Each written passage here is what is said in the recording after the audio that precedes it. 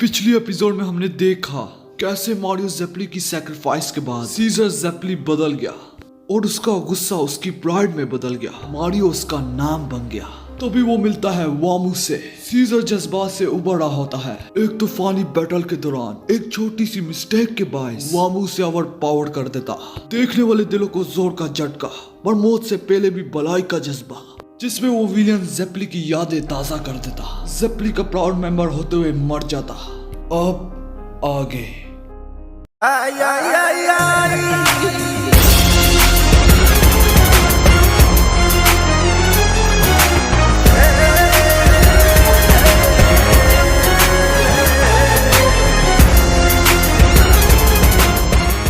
हमारी एपिसोड की शुरुआत में हमें इस होटल के बारे में बताया जाता है। ये बिल्डिंग पहले 14th सेंचुरी का कैसल होता था, पर अर्ली 90s में ये होटल में बदल गया। मगर इसके ओनर के मरने पे इसे बंद कर दिया गया, जिसके बाद कार्ड्स ने इसे अपने लिए बना लिया, सूरज से छुपने के लिए। जोजो और लीसा इस होटल की जगह से भी नावाकिफ है, जबकि दुश्मन आसपास ही है। और जोजो और लीसा इसी खून का पीछा कर रहे होते हैं।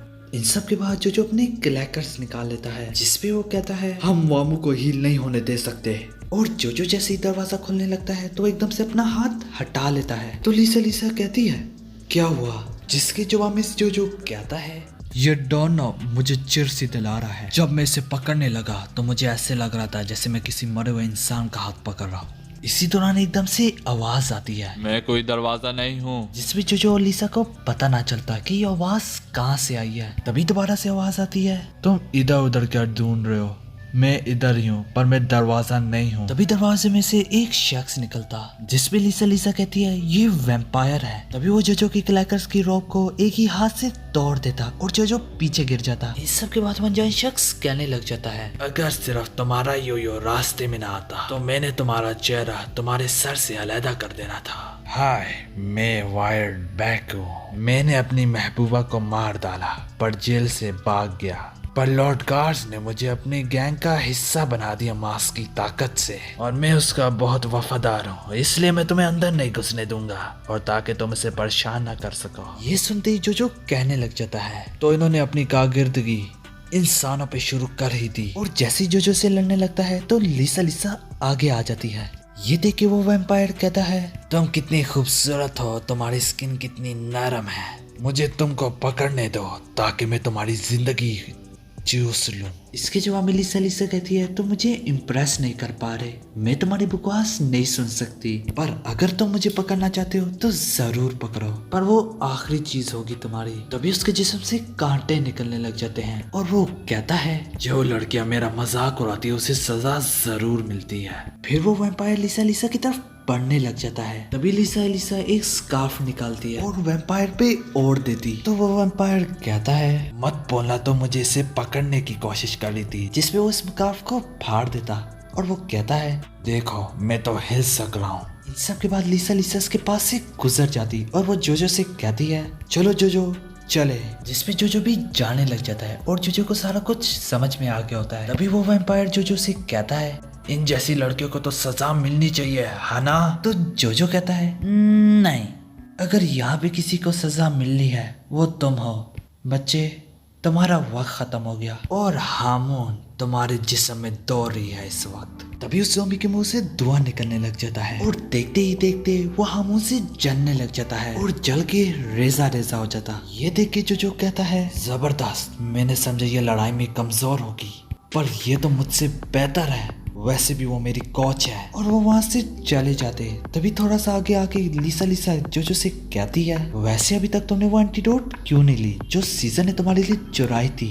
ये सुनते ही जोजो कहने लगता है ओ ये तो मैं तब पीऊंगा जब मैं वामू को हरा दूंगा। ये रिंग अब सिर्फ वामू और मेरे बीच की नहीं रही, ये सीजर से वादा है कि लड़ते रहना और जिंदा रहना। क्या तुम इसे मेरे लिए पकड़ सकती हो जब तक मुझे इसकी जरूरत ना आए। तो लीसा कहती है नहीं, इसे अपने पास ही रखो, किसी को क्या पता मेरे साथ क्या हो सकता है। ये सुन के जोजो थोड़ी देर अपनी जगह पे खड़ा रहता और घूरता रहता और जैसे जैसे वो वामू का खून के पीछे जा रहे थे वो खून कम पड़ता जा रहा था और जोजो और लिसा को इसका मतलब अच्छे तरीके से पता था। इसका मतलब वामू के जख्म ठीक हो रहे थे और वामू तैयार होता है अपनी नई लड़ाई के लिए। और दरवाजे के खुलते ही जोजो और लिसा आ जाते हैं। तो वामू कहता है, मैं इंतजार कर रहा था। जिसपे जोजो को काफी गुस्सा होता है कि इसने सीजर को मारा हुआ है। तो लिसा जोजो को रोक के कहती है, जमीन पे देखो। तो जोजो कहता है, फिक्र मत करो, मेरा दिमाग ठंडा है, मैंने भी देख लिया था वो फुटप्रिंट। यहाँ पे एक नहीं बल्कि 2 है, इसका मतलब कार्स भी है। कहाँ है वो? ये बोलते ही एक सेकंड के लिए खामोशी छा जाती।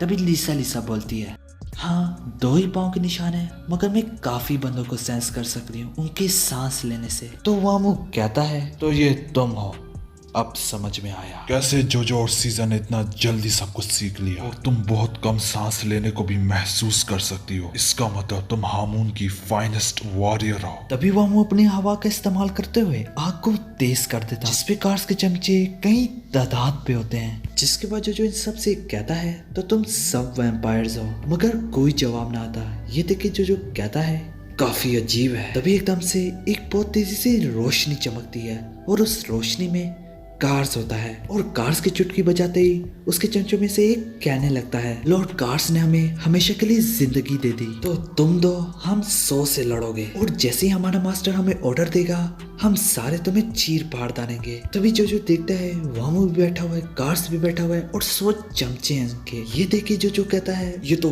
काफी बुरा है लिसा, हम ये नहीं जीत सकते। और कार्स चुटकी बचाने ही वाला होता है। तभी वामू की आवाज आती है, रुकिए लॉर्ड कार्स, जोजो और मैंने रोम में वादा किया था कि हम लोग लड़ेंगे आपस में। मैं मास्टर ACDC का बदला लेना चाहता हूँ, तो मैं लड़ने की इजाजत चाहता हूँ। इसके जवाब में कार्स कहता है, मैं नहीं दे सकता, हमारा मकसद रेड स्टोन ऑफ एशिया को पाना, इससे मत भूलना वामू। तो वामू उसके हुक्म में अपना सर झुका देता, जिसके बाद जोजो बोलने लग जाता है, हाँ वैसे भी मैं मूड में नहीं हूँ, मुझे पता है मैं तुम्हें हरा सकता हूँ, पर अगर मैं ऐसा कर भी लूँ, ये सारे वैम्पायर्स यहाँ पे मौजूद हैं। और ये कहते हुए जोजो इधर उधर चल रहा होता है, जिसपे जोजो मजीद बोलता है, मैं चाहे जीतूं या हारूं, मरूंगा तो मैं ही। अगर ऐसी सूरत हाल हो तो हार मान लेना काफी बेहतर है। मगर ऐसे करते करते वो एक थ्रेड हर जगह फैला रहा होता है, मगर उसके सारे चमचे देख लेते। ये देख के जोजो कहता है, ओह छोड़ो इसे, तो तुमने देख ही लिया, मैं सोच रहा था कि मैं तुम सबको एक ही बारी में उड़ा दूं। इस सब के बाद कार्स ऑर्डर देने ही लगता है। तभी लिसा कहती है, अगर तुमने हमें मार दिया तो तुम स्टोन कभी नहीं पा सकोगे, जिसपे कार्स एकदम से ऑर्डर बदल देता।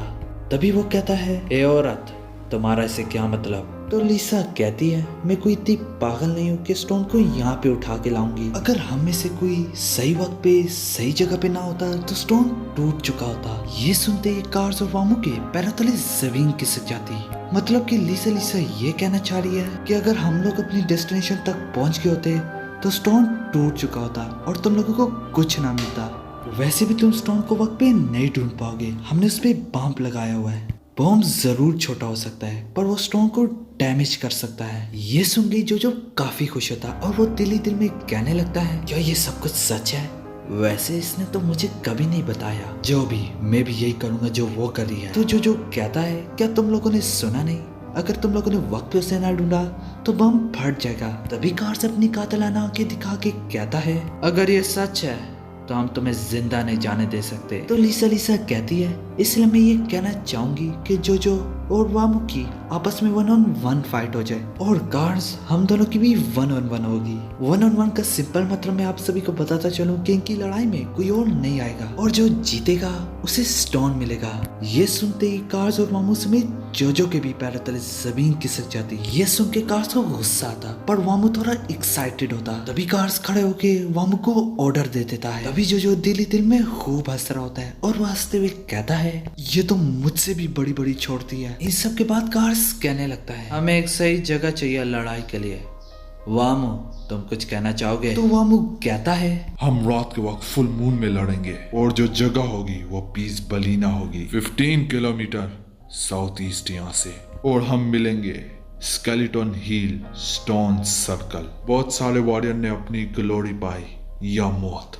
ये सुन के जो कहने लगता है, तुम अपनी पसंद से जगह नहीं चूज कर सकते जो तुम्हें सूट करे। तो कार्स कहता है, वामो, ये एक अच्छी जगह है। और जहाँ तक स्टोन की बात है, जो उसी डेस्टिनेशन पे स्टोन ले आना और याद से बम हटा देना, और इंश्योरेंस के तौर पे ये औरत यहीं रहेगी।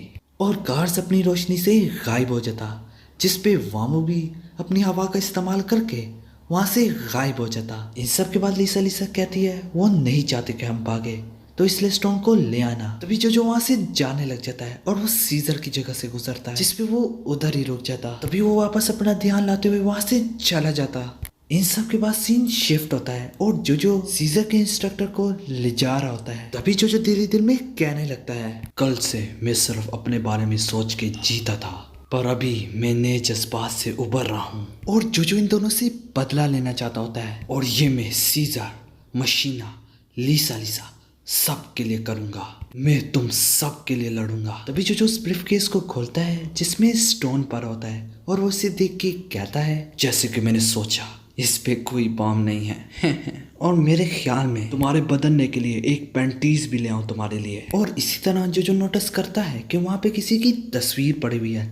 तभी वो गौर से देखता है तो वो ग्रैंडमा इलीना होती है। तभी वो इस सोच में होता है कि लिसा के पास ये क्या कर रही है। तभी वो किताब की दूसरी तरफ देखता है तो उसमें स्टेट्सो और स्पीड वैगन की भी तस्वीर होती है, और उस पे तारीख 1889 लिखी होती है, जो कि 50 साल पुरानी होती है। वो स्पीड वैगन की जवानी की तस्वीर देख के कहता है तो ये स्पीड वैगन है, ग्रैनी इरीना और स्ट्रेट्सो जिसने एक बच्चा पकड़ा होता है। तभी जो कहता है, लिसा के पास्ट के बारे में मैं कुछ नहीं जानता, और ना कि उसकी जिंदगी के बारे में, और आखिर उसके पास ऐसी तस्वीरें क्यों हैं। इसी तरह सीन शिफ्ट होता है और जो वहाँ पे पहुंच जाता है और उन्हें माचिस की तीली जला के प्रूफ देता है कि ये असली स्टोन है। और कार्स और मामू तैयार हो जाते हैं 1-on-1 के लिए, जिसपे जो लिसा को वो स्टोन दे देता है। मगर इसी दौरान जो वही किताब निकाल लेता है तो लिसा कहती है, तो तुमने वो तस्वीरें देख ली, इसका मतलब तुम मुझसे बात करना चाहते हो। वैसे भी मैंने सोचा हुआ था कि मैं तुमसे बात करूं। जिसपे जो कहता है, कौन हो तुम। तभी वो 50 साल पहले की कहानी सुनाने लग जाती है, फैंटम ब्लड पार्ट 1, जिसमें हमें इरीना जोस्टार और जोनाथन जोस्टार के बारे में दिखाया जाता है। जिसमें वो कहती है कि शिप में इरीना जोस्टार ने अपने हस्बैंड को खो दिया था, जो कि तुम्हारे ग्रैंडफादर है, और उस दिन इरीना ने एक बेबी गर्ल को बचाया था, और वो मैं हूँ। इन सब के बाद जो कहता है, उस बात को तो 50 साल हो गए, अगर 50 साल पहले तुम बेबी थी। तभी वो हिसाब करता है, मगर वो हिसाब ना कर पाता। तभी वो कहता है, तुम कितने साल की हो? क्या 50? और अगर तुम 50 साल की हो तो तुम तो काफी बूढ़ी हो। जिसमें वो मजीद कहता है, सुनने में आया है कि हार्मोन लाइफ एनर्जी है और जवान रखती है। इन सब के बाद कार्स कहता है, इरीना को तैयार किया जाए और लड़ने का वक्त आ जाता है। जिसपे लिसा कहती है, बात करने का कोई वक्त नहीं, पर हमारा बहुत गहरा कनेक्शन है। स्टोन मार्क्स ने मेरे माँ बाप को मार डाला। रीना उस वक्त प्रेग्नेंट थी जब उसने उस बेबी को बचाया था, जिसपे वो 2 बच्चों की परवरिश नहीं कर सकती थी। तो स्टेट्सो मेरा फादर बन गया, और जो कुछ भी मैं हामून के बारे में जानती हूँ वो स्टेट्सो ने ही मुझे सिखाया। यहाँ तक उसी ने मुझे रेस्टोरेंट ऑफ एशिया दिया, और बुढ़ापे ने उसे पागल कर दिया था, जिसपे इसलिए उसने ही मार्क्स उठाया। पर मेरे ख्याल से वो डेस्टिनी थी।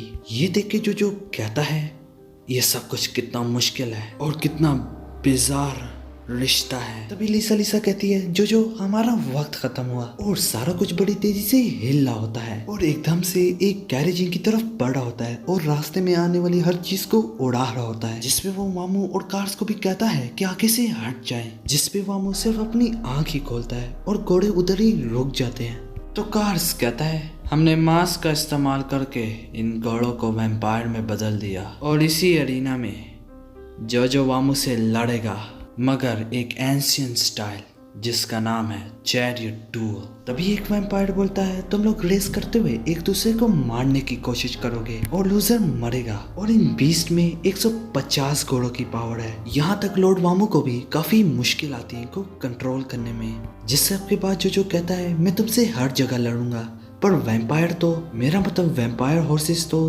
तुम्हारे मिनियंस हैं। तो कार्स कहता है, वामू अपनी स्ट्रेंथ का इस्तेमाल करके इन्हें कंट्रोल करेगा और तुम हामून का। और लिसा चेक भी करती है और सभी वैम्पायर वामू के नारे लगाने लग जाते हैं। तभी कार्स कहता है, वामू ने ये स्टाइल को चूज किया है, इसका मतलब वो काफी सीरियस है। इन सब के बाद लिसा जो से कहती है, इसे हरा दो, कोई ड्रास नहीं। तभी जो वामू की तरफ बढ़ते हुए कहता है, मैंने तुम्हारी एंटीडोट अभी तक नहीं खाई। मैंने सीजर से वादा किया है, पहले मैं तुम्हें हराऊंगा, तभी इस एंटीडोट को लूंगा, और ये प्रॉमिस मुझे ताकत देगा तुमसे लड़ने की। तभी वो सीजर का कपड़ा सर पे बांधते हुए कहता है, मेरे साथ लड़ो सीजर, जिसपे वो कैरेज पे सवार हो जाता है और यहाँ पे एपिसोड खत्म हो जाती।